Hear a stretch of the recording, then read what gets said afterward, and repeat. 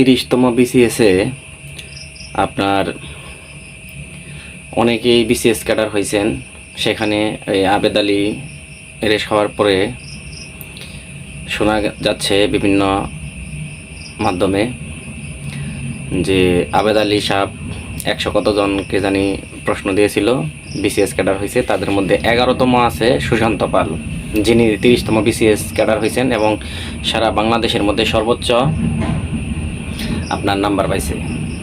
এখন সে যদি আসলে প্রকৃতপক্ষে প্রশ্ন ফাঁস করে বিসিএস ক্যাডার হয়, এখন দেশের প্রচলিত আইনে তিনি কি শাস্তির আওতায় আসবে এতদিন পর?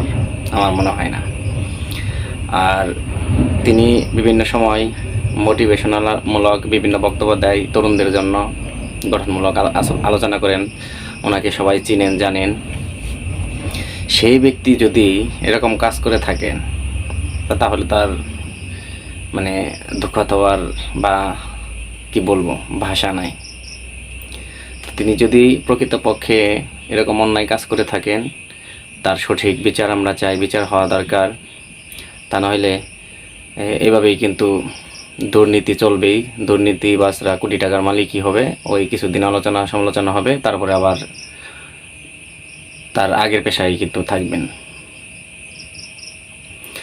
সুশান্ত পাল হাজারো তরুণদের আইডল, তার অনেক লক্ষ কোটি ফ্যান ফলোয়ার, তার অনেক ভক্তবৃন্দ আছেন।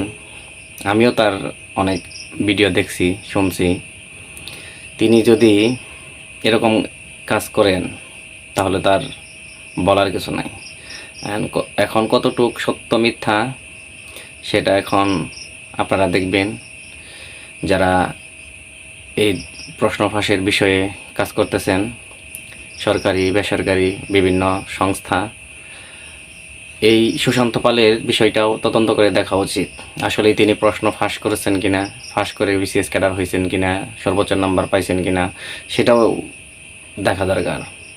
এবং যারা এই প্রশ্ন ফাঁস করে বিসিএস ক্যাডার হয়েছেন তাদেরকে সনদ বাতিল করা হোক এবং কর্মস্থল থেকে তাদেরকে বহিষ্কার করা হোক। এটাই আমার বক্তব্য।